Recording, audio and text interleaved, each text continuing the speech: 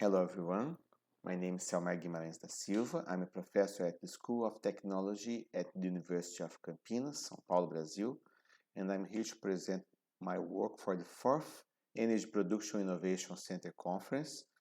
My work is entitled Visualization Approaches as Support for Decision Making in Petroleum Reservoir Development and Management Processes. This work is a work in progress. It is being developed by Miguel, Póvoa, Samuel Silva, Vitoria, Parra, and João Izael Souza, which are my supervised students, and by myself. This work is related to the research line 1, Reservoir Management, in the subtopic Simulation and Visualization of Models. And our goal is to use visualization techniques to help analysts to make better decisions in petroleum reservoir development and management processes. We are working in two different works. The first one is related to the overview of ensembles of models, and the second one is related to providing support to the selection of representative models. I will start with the first one, overview of ensembles of models. We know that when we are working with a given reservoir, we have lots of uncertainties related to it, and one way of dealing with these uncertainties is to provide multiple models of this reservoir using some sampling technique.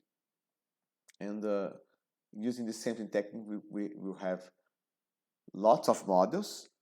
And even after a filtering step called the data simulation, we still have hundreds of models. So we hypothesize that providing an overview of an ensemble of reservoir models could help users compare and analyze the characteristics of the reservoir and the characteristics of these models. So, in order to deal with this problem, in a previous research, we developed the Reservoir Viewer software. It's a Java-based prototype that uses two kinds of visualization techniques: pixelization and small multiples. And both techniques aim to draw multiple models on a single screen. Using the Reservoir Viewer software, the analysts can have an overview of this ensemble of models and can compare them according to a given property. So, as a first example, we have in this picture we have almost 200 models that are represented by small heat maps. These models are from the Unicamp 2D benchmark. And here I'm using the small multiples technique. This technique represents these models side by side in a clustered way so that we can compare the similarities inside each group and also the difference among groups, among clusters of models. In a second example, we are showing here permeability of 48 models from Unicamp 1M benchmark. And here, these 48 models are represented with the pixelization technique, which combines these 48 models in a single big heat map. Okay? So that we can see the variability, the local variability of the models in each position of the map. These two techniques, small multiples and pixelization, are available in the Reservoir Viewer, but it's a Java-based prototype, and we want to re-implement these techniques for WebVis. So we are developing a web-based version of this tool for WebVis, and we are doing some efforts to speed up the creation of these visualizations. They are very detailed visualizations, and this is a slow process in the current Java version of our tool. Okay. Well, this is the first topic, overview of ensembles of models. Let's go to the second one. Second one is related to the selection of representative models. And we have interest on using representative models because we want to spend less time with flow simulations.